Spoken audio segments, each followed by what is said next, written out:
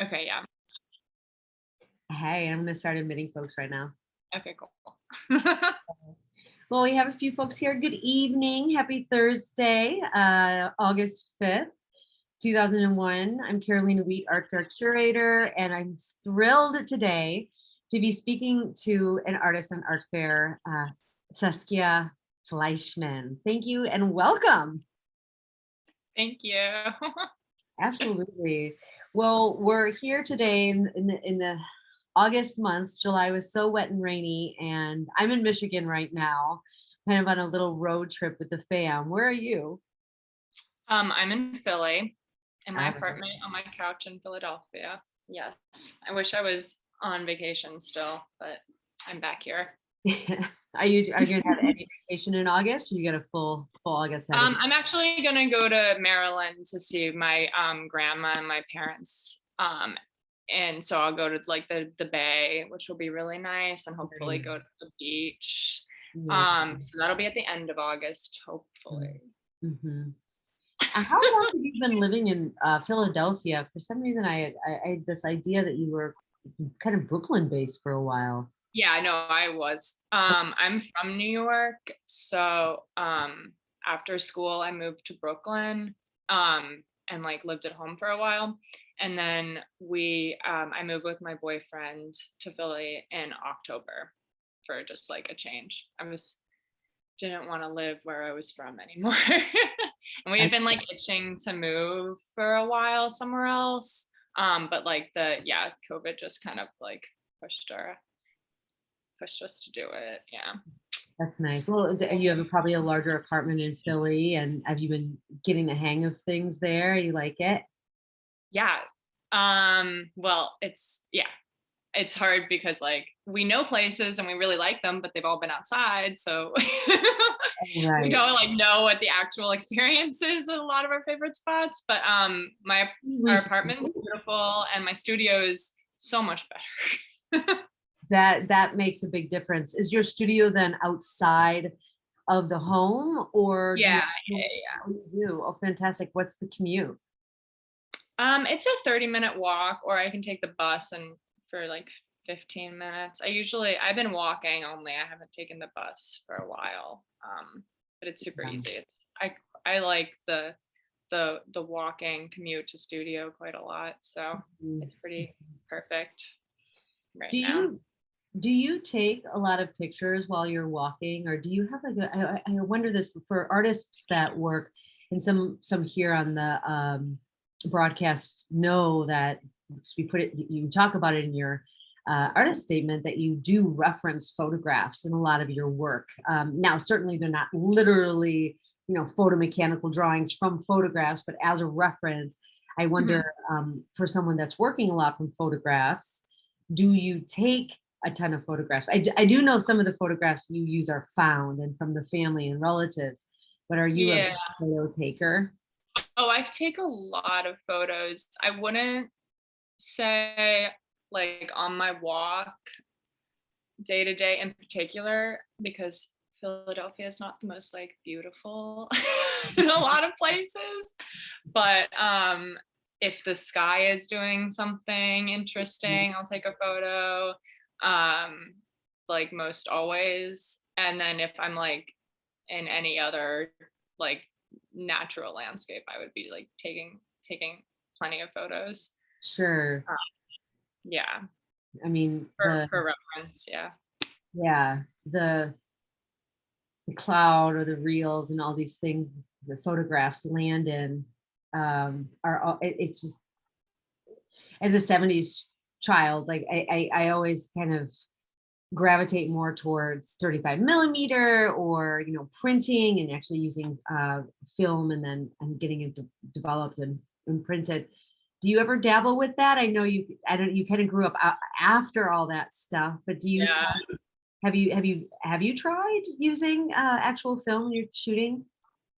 I have. It's just been a while. Yeah. Like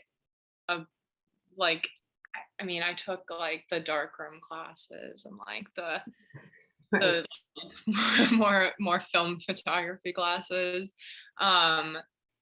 And now I just have my phone. And like I do take videos sometimes. I've been trying to do some video work. So when I was in Wyoming recently at a residency, I was taking a lot of videos with my like proper video camera. Sure. And my boyfriend has a really like good camera for video because he works in that way. So he was teaching me how to use it. And like actually like learn how to take photographs properly, like Right. the stop and whatever. Yeah. So I like learned about that, but like I'm not I feel like the photographs that I use are more like sometimes there's just more spontaneity with them that I'll just use my camera, I mean my phone. Um and then yeah, like if I have a plan to like go and photograph, then I'll bring my like bigger proper camera or video camera. Sure. But I did do cyanotypes. I guess that's kind of like a photography. That is a photography process. But I was like using a photo print and did that at Wasaic, the residency. Yeah, I guess I was just kind of speaking to your source material. And, as you mentioned, this kind of found photographs from family and relatives. I assume that Yeah, those uh, are like actual photographs. actual Yeah. photographs. Well, I mean, and let's get to the work really soon. But that to me is telltale in some of your paintings. There's some of the colors certainly are subjective, and you're interpreting, and you're flipping the screen, you're inverting, and you're doing all these really fantastic design-oriented methods to the practice of the sunset and so on. Yet sometimes it just really does feel like it's coming from the CMYK process, or Mhm. additive the additive light and color when it comes to photography, which I really value because it's predominantly. Do you work in oil and acrylic? Because I know a lot of the works I've seen have been acrylic. Mm. Yeah, I don't use oil ever. It's only Mm, acrylic. ever. I used to, but not anymore. Yeah, Mhm. a whole other whole other thing that it's not Well, gonna happen right now. it's not easy to secure colors and certainly wait for it to dry. Yeah, I'm like very, very fast. Like I'm with my hair dryer, like making everything dry super fast. So acrylics very works really well for me. Right on.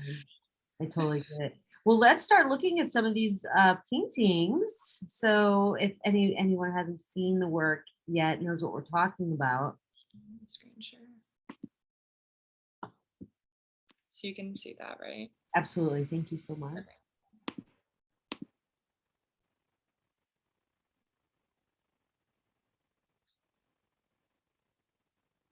So this is me. Yeah. Hi. Based in Philly as of recent. And then yeah, these are a few examples of my paintings. And these three were from a series that I did during the beginning of the pandemic last March, where I was doing a painting a day for 79 days. So these are just three examples of those ones. And I was quarantined in Maine. So I was taking a lot of photographs there and being able to have a home studio at that time where I could devote a lot like more regimented time to studio Yeah. and uninterrupted time. So I had a really good like schedule of like waking up, making a painting, and then like I would post on Instagram to like have this accountability for myself to do the thing, and Mm, then for the rest of the day did something else. But these are three examples of them. I'll like get into my inspo and process, of course. sure. Well, quick procedure question. I am just curious, why is 79? And Oh, also, because I left. Yeah. oh, right on, right on. And were you with family, or was that a residency that you got stuck at, or what was? Oh, it was family. Yeah, my parents, yeah, they were like, you should leave Brooklyn and come Yeah. stay with us in Maine. And it was 79 because we left. I I needed to get out of there and go back to Brooklyn in the summer. So it was funny. I was like almost 80, but whatever, we're leaving, it's fine. It's not a bad number. Yeah. I'm curious too, all 79 paintings, were they similarly sized, and did you use the same type of canvas? Yeah, all the same canvas. They started all 10 by 10 or like 12 by 6, 12 by 14, 11 by 14, something like that. Okay. And then the largest, there was like a few that were like 20 inches at the max. Mm. And then they all had some, yeah, I tried to like, I did a lot of the same composition over and over again, but at the same time, after like day 20, I was like trying to aggressively kind of mix up the compositions, and I feel like I went through quite a lot of experimenting in this kind Mhm. of systematic way, Mhm. very quickly. Super. Let's look at some more of these then. Oh, wait, how do I? Oh, okay. This is my studio in Philadelphia, Mm. where I'm not at currently, but this is a very tidy looking. 4 windows. Very excited about that. Yeah. Um, but yeah, it's been a really great place to work, and I went from working at like super small, and then I moved here and got the studio. So I was like, time to make much bigger work, which is exciting. Mm-hmm. Um, And then that larger piece is a diptych there, the circular elements kind of. yeah, it's one canvas. Oh, it is. Yeah, I do a lot of like the same canvas, 2 images on it. Um, it's just been a motif that I've been working with. But yeah, everyone thinks that it's a diptych, but I think it's like 84 inches Mm. on the yeah, wide. So just some of my inspiration. I work from photographs. The series began working from photographs from my family's collection that were primarily taken around the Chesapeake Bay in Maryland. So I was working with these like memories of mine and this very specific place that a lot of my family is from, um, that held a lot of meaning for me. And so I was working with those images, and then I started working with other photos that I've taken on vacations, and a lot from Maine because I did spend a lot of time there, and different residencies that I've been to. And then some of the paintings a day came from other people's images because I was cycling through a lot very quickly, and some um, commission work was from other places that I Mhm. haven't been to, but were close to other people's hearts. So this is a picture in Sedona where I went like right before the pandemic. I'd never been to the desert, so I was really excited to use that inspiration. And then this began with this intersection between these landscape images and inserting them into color studies from the interaction of color by Joseph Albers, which is a book Absolutely. about color relativity, and how, like, I guess in this one, those 2 colors are very different. You can see on the bottom, but when they're placed on 2 different colors, they become quite similar. And it's kind of about reinventing how the way we perceive color and thus Mhm. the world around us, and kind of relearning these systems that we were taught to categorize and judge and perceive. So I kind of like that meanings in terms of thinking about memories and how we perceive the world around us, and um, using these gestures and motifs to kind of second guess what we remember and think about our environment and the world around us, and how it's evolving and changing and over time. So this is just an example of one of those studies that I've used quite a bit. Another photograph, this one's in Maine, and then another color study, homage to the square. Oh. Okay. So this is a piece. I work on different types of surfaces.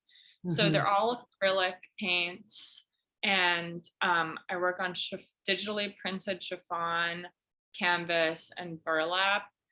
And I use an airbrush with the acrylic paint, and then the texture is sand mixed in with acrylic, so it's like this gloopy sand mixture.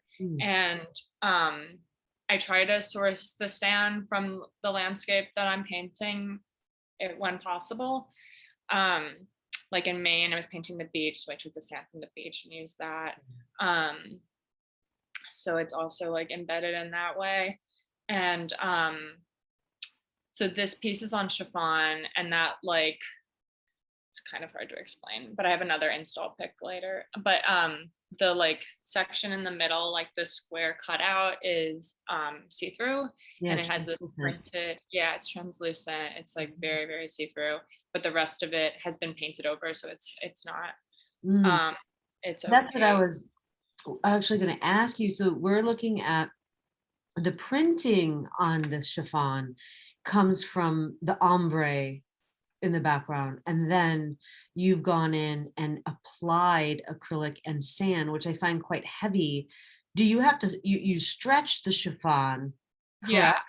Because I was under the impression, I don't think I've seen these in real life, which have seen a lot of your paintings in real life. Yet it's nice to clarify, because I thought this was actually a print of a painting. No, it's a painting. With sand and chiffon sounds like a pain in the ass, to be real. It's actually not that bad. There's been times where it's been like a real pain because it's super easy to tear. Right. So like, I like when you like, some of my paintings have like cutouts of like more circular, or like more in kind of like, I had to use an X-Acto knife to cut the tape to make the shape. Like with the chiffon, I can't do that, and it's very tricky to tape it because it's such a like stretchy material. So there's just a lot of like, you have to be very delicate with it, but like stretching, it's actually fine. Like you can be pretty, like, I like really stretch it very tight, and it's been fine. And you keep it on the stretcher then when you present it? Again, I haven't seen this in real life, but it's not hung on the wall interacting with your viewer by any way. Just it's on stretchers. I've only had them on the stretchers on the wall. Okay. This is kind of a work in progress. Not really. I mean, they go on the wall, but I'm also interested in kind of figuring out how to maybe present them so they can be viewed on the back too, but I haven't figured that out yet. But they do go on the wall because they're kind of meant to, like with the sand in the other paintings, like they're kind of meant to trick you into thinking like, oh, like what's going on? Is that see-through? Like, what am I seeing? So I like the subtlety in that. Whereas if you just like hung in the middle of the room, like you obviously know it was see-through very quickly. So I like this like push and pull and play with the viewer that's going on when you just hang it on the wall. I think the image also is well documented because the masked area of the translucency without any your mark making is it does have a very soft, almost translucent feel, almost seeing the wall behind it. So I can definitely see how that helps the viewer feel a little smarter when they want to Mhm. come up and, approach it. Another just process question. Are you adding gel medium or matte medium or anything to your sand in order to create more of a permanence or a archivalness, like, or is it just the acrylic paint that's holding that sand in place on the chiffon or canvas? Um, I do put gel in it, but it would be equally as archival if I didn't, because acrylic paint's just like the plastic. Sure. It's plastic, so it's not gonna, unless I just did it with like gesso or something. I think it's pretty similar. Um, I use a lot of matte medium because of the taping, but that's kind of not with the sand so much. But I use like matte medium in pretty Mm, much all of the paint. In general, I end up just like putting it in. sure, of course. Cool.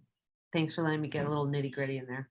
Oh no, it's fine. And also like when these are lit really like strongly, like they do cast a shadow also.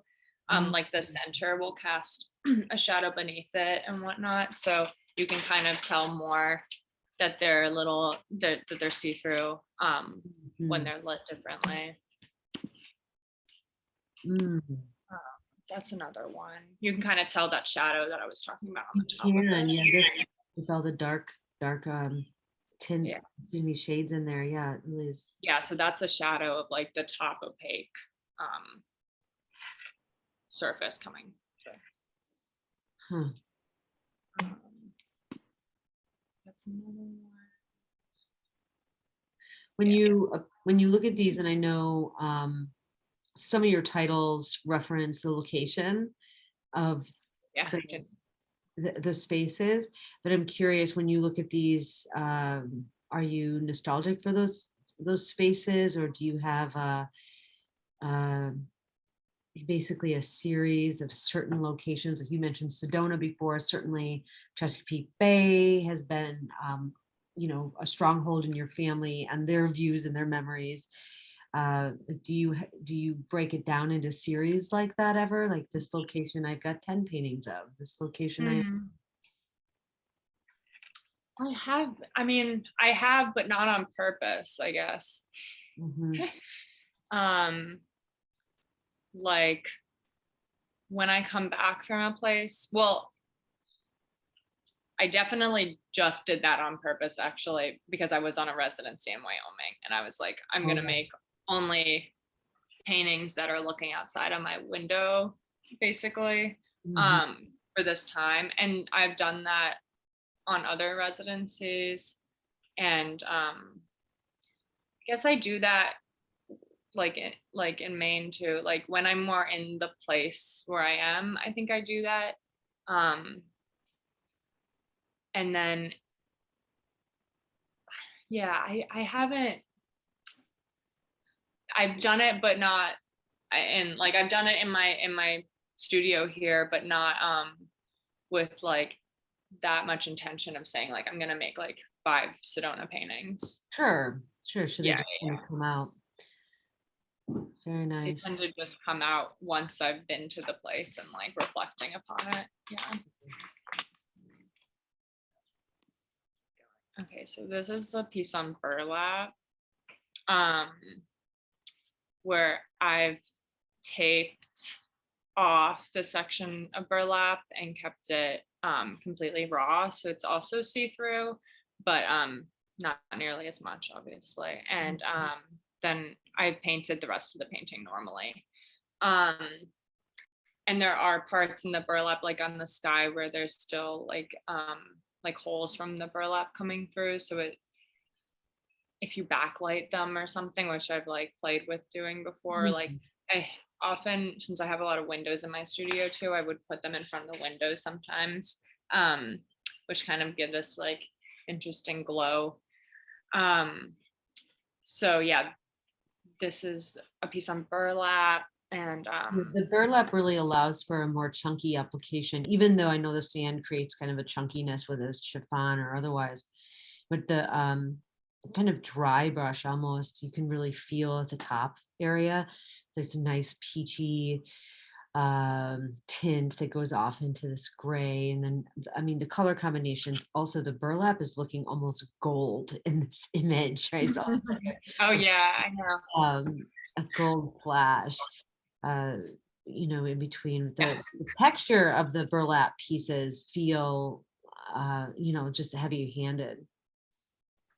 Yeah. I like it's I find it to be easier. Well, when I haven't made a burlap piece in a little bit, but when like because they're so textured, they give a lot of room for error, which like the flat chiffon and the flat canvas don't normally, because airbrushing, like I do a ton of layers and it's very easy to for something to kind of I don't know, like a drop of paint to get somewhere. But because the burlap's so textured, it gives a lot more room to make mistakes, which is kind of nice. And trying to use tape on this very rough surface, it's been kind of fun to have this challenge, but also it's kind of not a challenge, because you're accepting that it's going to have more more mistakes, because it's this ridiculous extra material that you're trying to make a flat right flat geometric abstraction on. Sure. And a landscape, no less. There's a question from Betty Greenwald, and she's wondering, do you use areist acrylic paints or a colorant for cloth? Wait, area? Artists. We were discussing already, Betty, that she uses solely acrylic paints, except some of the digital printing that's on some of the chiffon, correct? Yeah. Wait. Yeah, I just got on, so can you hear me? Oh yeah. We're good. Yeah, so she uses acrylic paints entirely. Yeah, you use acrylic out with other mediums to make them flow better on a surface that's not gessoed, or is it gessoed? It's gessoed, and I use an airbrush, so I use airbrush medium to thin down the acrylic paints. Okay. And spray them through the airbrush, and then the sand is just sand and the acrylic. I use fluid golden paints. Golden paint, yeah, they're good. Yeah, and I like using fluid, not heavy body paints. Yeah, I have not tried that yet, but I'm thinking about it, even on canvas. I really recommend. What? I highly recommend. I really like them. Try that, because I'm very calligraphic in my work. So. And so this work, I really appreciate the complementary color scheme you've got going on here. Even with the burlap and all those blues, it feels really considered. And this is 2019. So you said you haven't really done a lot of burlap lately. So these series are coming from that. This one's 2020. I don't know why I forgot to change it. But yeah, this one I did it with SAIC Residency. And then this one I did when I came back from Maine to Brooklyn, in between moving to Philadelphia. So that was in 2020. And that was probably the last burlap piece I've done. And I started using this eclipse shape more and more recently. This moon and the phases of the moon kind of appearance. So yeah, and then these are on canvas. So this is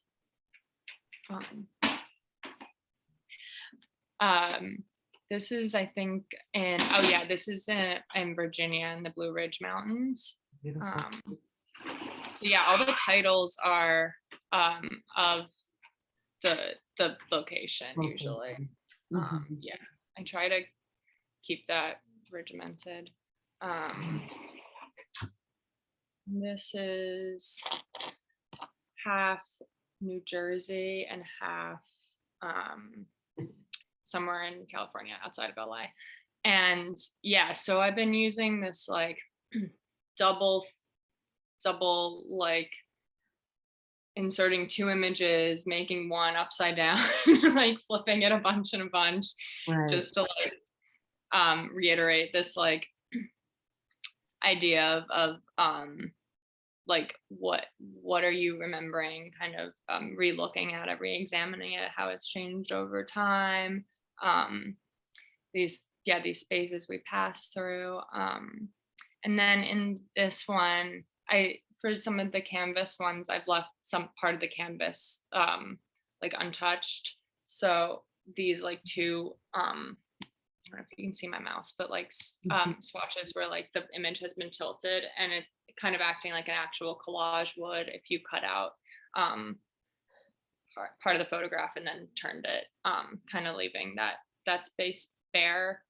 And then I was using a lot of I was keeping this like frame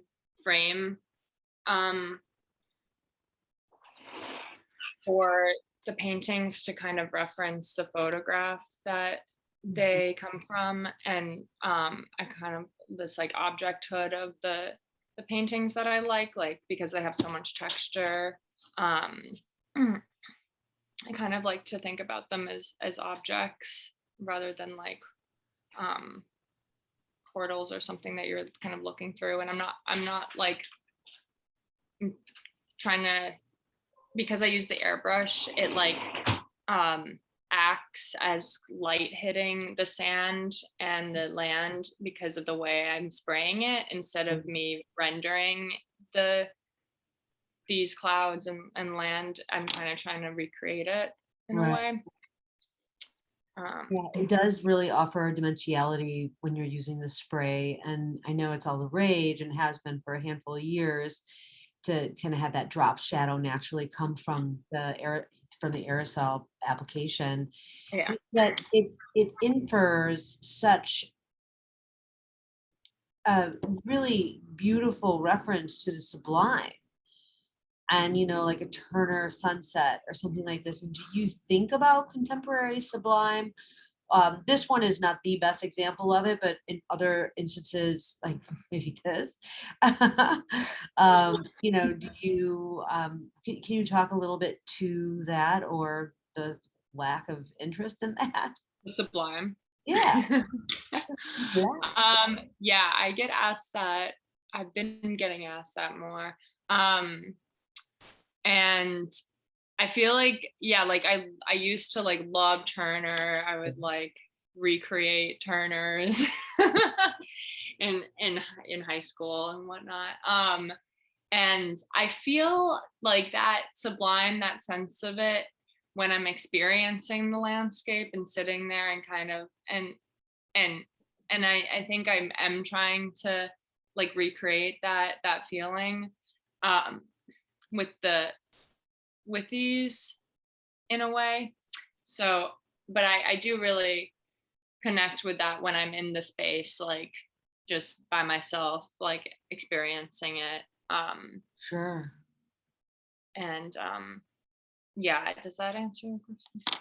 Absolutely. I mean, just the fact that you're like, yeah, I used to paint Turner, like, just the reference feels so raw inside, and brings a contemporary idea of sublime, yet furthering the importance of the awe, having that moment of awe, or feeling that smallness of whom we are on this great earth/universe, multiverse, and having that awe, and then seeing these paintings with the sublime, it feels like those moments of inference. It also kind of references to the concept of soft fascination, which I always really loved.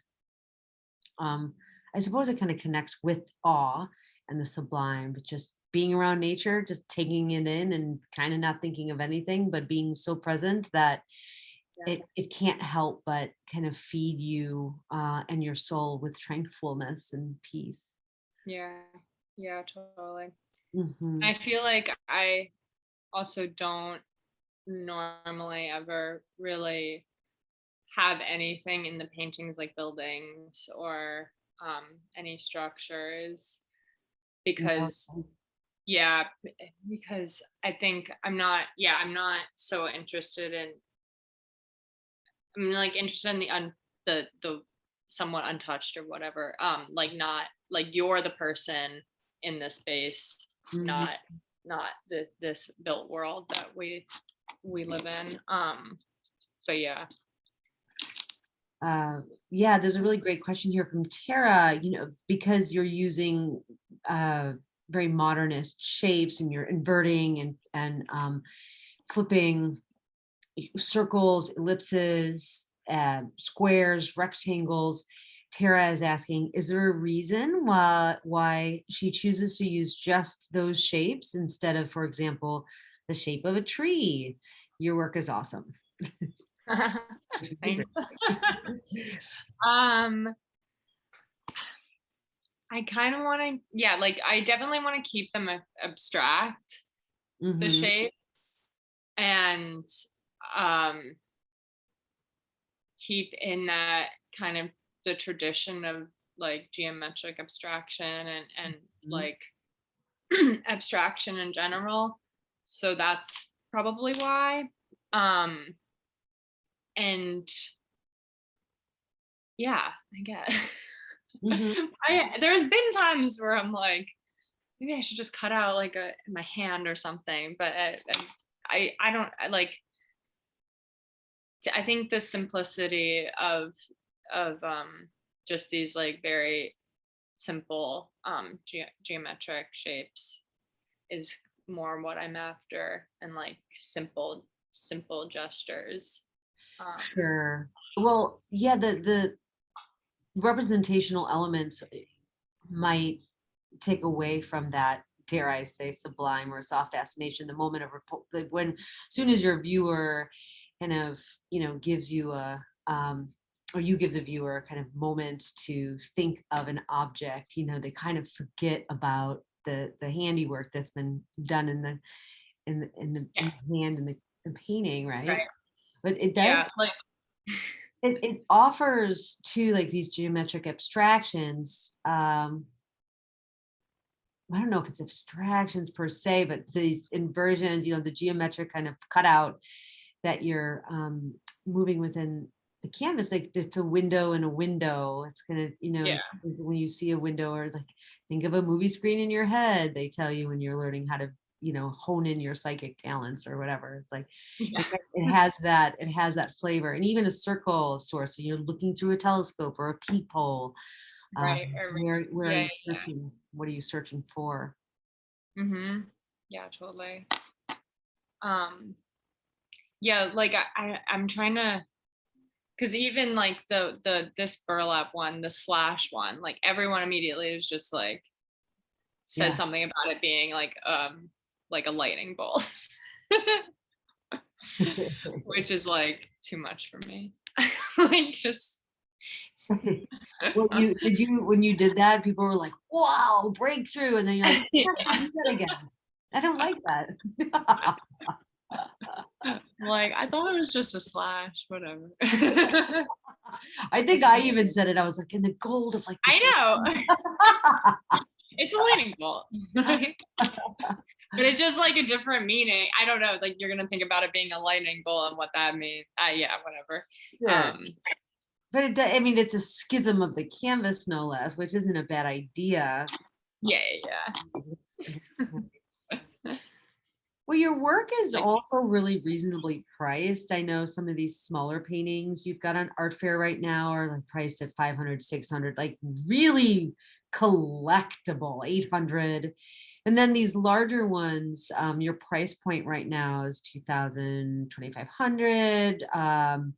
You've got one, it's a little bit more than that.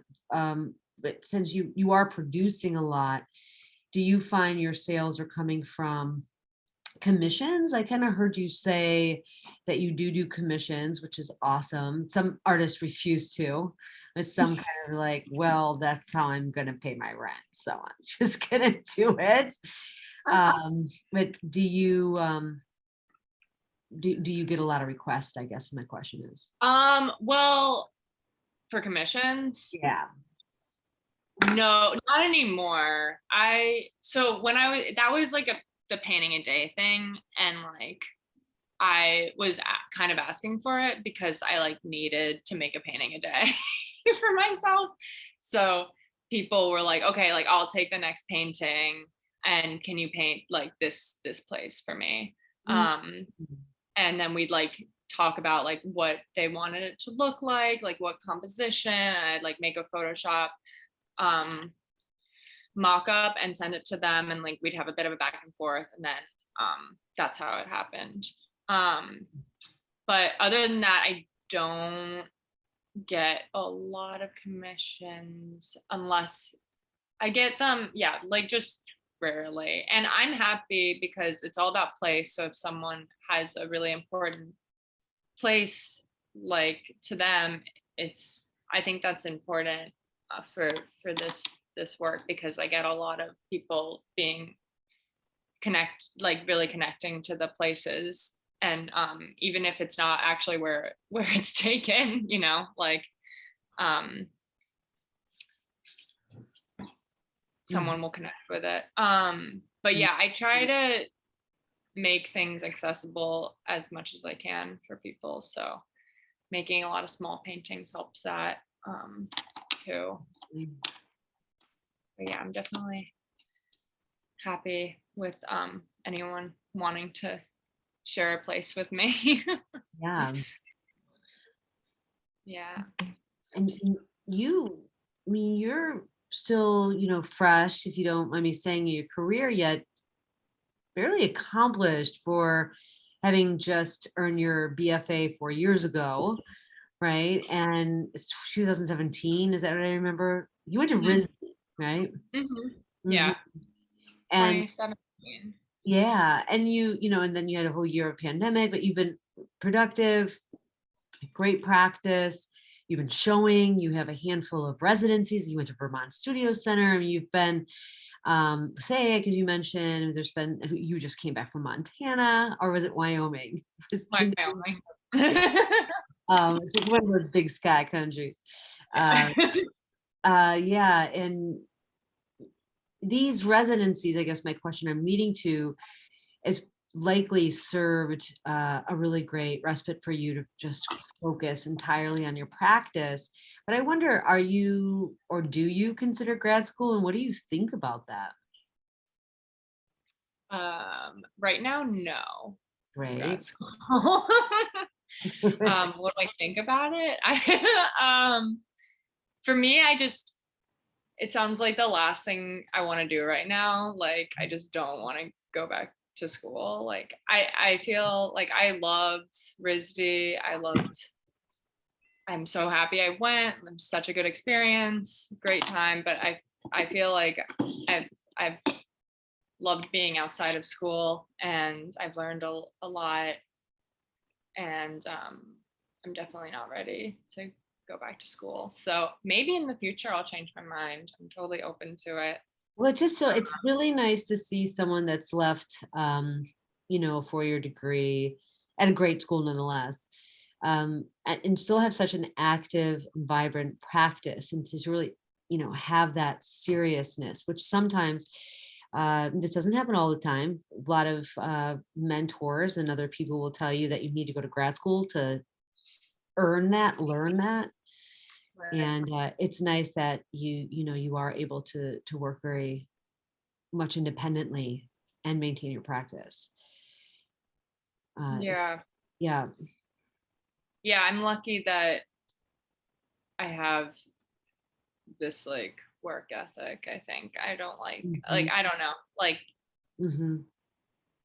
I am, and I'm lucky that I was able to like move to New York and like live with my family for a while too, and like Mhm.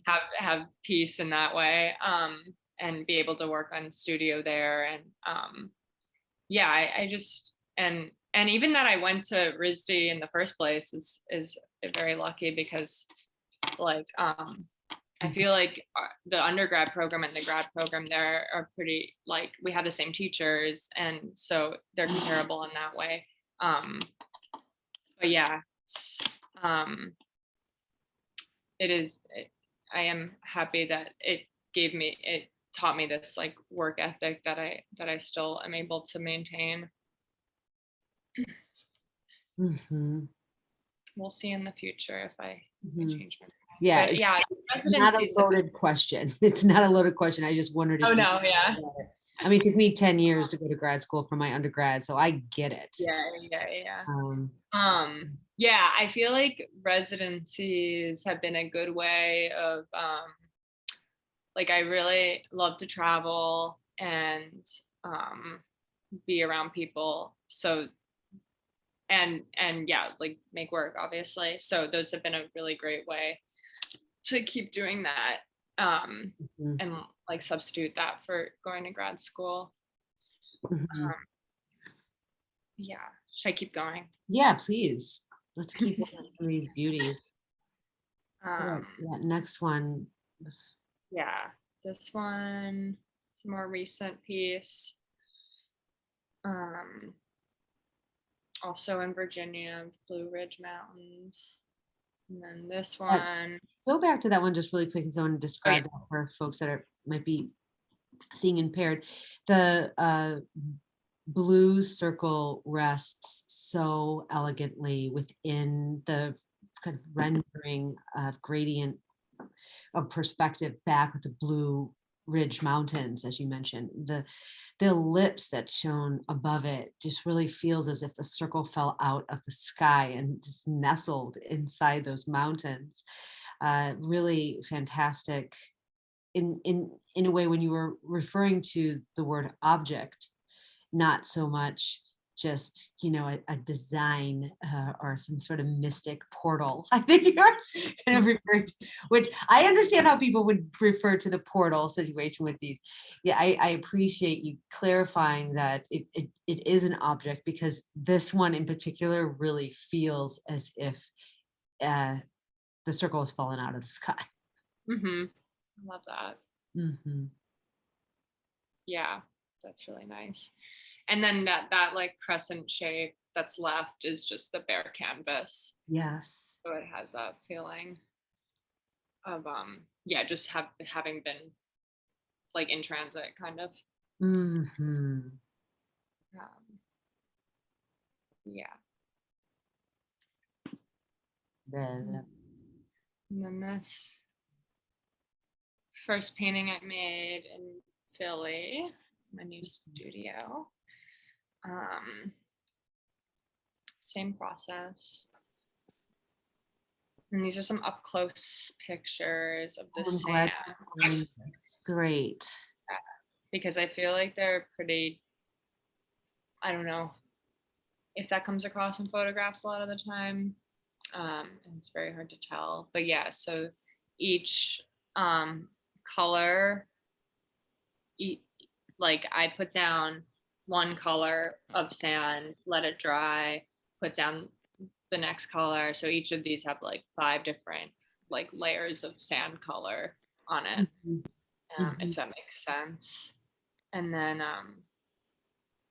yeah, for the water, if you can tell on the bottom mhm. right one, has been um sprayed, the Yeah. the, the color, so it kind of acts like the light hitting the water, like I said previously. And I also spray the clouds too. um Mhm. so yeah. Oh, and then yeah. Yeah. Some of these. So I thought I'd also share my ceramics, which are sprayed in the same way with underglaze that I spray the painting. So I'm like directionally spraying them to pick up all the texture.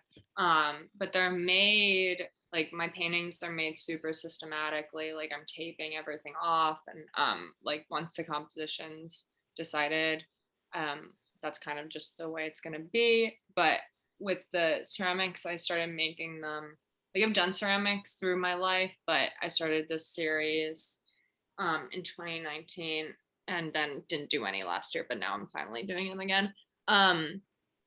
And they're all hand built, like not knowing what they're going to look like in the end, like completely different than the paintings. And trying to like go after kind of like a swatch of texture in nature, like maybe a shape or so. But yeah, like they've been a really good like counterpart to how I approach the paintings compared to the ceramics.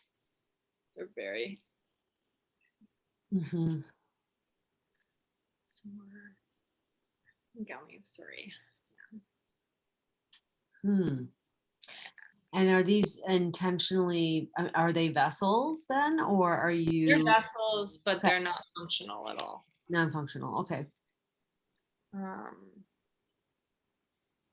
Yeah. And then these are process pictures of the paintings. So yeah. I think I remember seeing something on your Instagram, I don't know, a while ago. It's this really, well, it's riveting, but it's also so satisfying to watch you take your tape off. Yeah.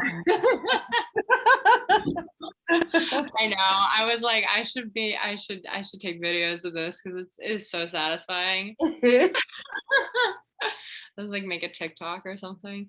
Yeah. But yeah, these have, so the left one is on chiffon, so I taped off that like see-through part and then painted normally, so I'm about to take the tape off, and then the other one's halfway done. Lots of taping. Yeah, so that was the almost done part. Yeah. And then so I do one painting, like if it's one of these flipped ones, I'll do one section of the painting that's like the halfway point, and then do that completely, take the tape off, then tape the whole thing again, and then do the other section, and then take the tape off. So it's kind of hard. I never really know what the painting's gonna look like until the very end. Well, quick, just kind of process question. The tape looks like masking, but I don't know if it's like super special masking tape. I know in Europe they have those ones that peel off so easily and doesn't take anything. But there looks like there's sand underneath some of that tape.